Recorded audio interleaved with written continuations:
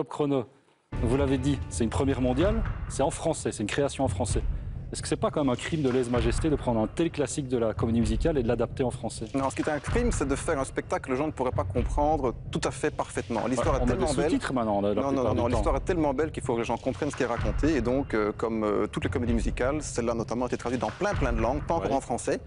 Oui, mais vous êtes d'accord qu'il y a des spectacles qu'on traduit en français oui, et en néerlandais? mais ce n'est pas une Pourquoi vous bonne n'avez pas idée. pris cette option-là? Parce que je pense que les gens doivent comprendre les mots exactement en même temps que la musique et que le fait de lire est en décalage. Et si le compositeur a écrit des mots avec le librettiste sur la musique, je pense vraiment que les deux doivent se prendre en même temps. En même temps, ça exclut le public néerlandophone. Est-ce que ça, c'est pas une erreur stratégique? Ça n'est pas tout à fait exclu parce que ce sera malgré tout sous-titré en néerlandais. Ah, donc il y aura quand même des sous-titres? Oui.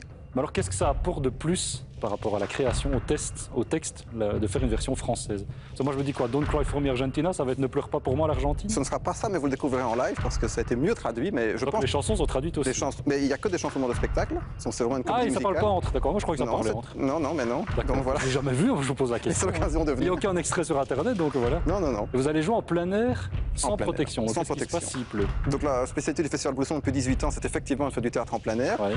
Il y a, ça va vous faire rire, mais relativement peu de soirs où il pleut à Bruxelles. On annule en moyenne sur 60 soirs, D'accord. 1 ou 2 soirs. Dans ce cas-là, c'est remis simplement à une autre date. C'est pas remboursé? Ce n'est pas remboursé, c'est remis à une autre date. Ah d'accord. Mais donc s'il pleut en plein spectacle, je dois venir. Et si c'est la dernière, vous me remboursez quand même alors? Non, on rejoue le lendemain. Ah donc la dernière sera peut-être pas la dernière. La dernière, c'était le cas l'année passée. On a joué une en plus. D'accord, ok, parce c'est que- Roland Garros. C'est Roland Garros. Ça dit, j'ai vu sur votre site que jusqu'au 14 juin, les places sont bradées. Elles sont à 41,50 € au lieu de 66,50 € et même 26,50 € au lieu de 51,50 €. Carrément moitié prix. J'ai un peu l'esprit mal tourné. Est-ce que vous bradez parce que ça ne remplit pas? Non, comme depuis toujours, avant le début, fin mi-juin, les places sont en pré-vente, c'est-à-dire Ouais. simplement que pour ceux qui décident de réserver plus tôt, ils ont un tarif nettement moins cher. Et D'accord. donc, c'est pas une question de brader, c'est comme ça depuis toujours, tout comme on brade encore plus en prenant le système des abonnements, parce que ceux qui D'accord. prennent un abonnement 10 spectacles, ça revient à 11 € la place. Ce qui, pour 40 personnes sur scène, est vraiment, effectivement, très bon Ça dit, marché. vous êtes à un mois du spectacle, je vais avoir le taux de remplissage. En général, il reste 2 tiers des places. Est-ce que ça, c'est normal?